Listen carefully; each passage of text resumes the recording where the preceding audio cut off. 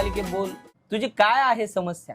सगळ्या समस्येचं निराकरण डिजिटल बाबा करतील. बाबा, फक्त मला एकच विचार असते, मला नवरा कसला भेटल की काय की. बालिके, चिंता करू नको, काळजी करू नको, उतू नको, मातू नको, जास्त विचार करू नको.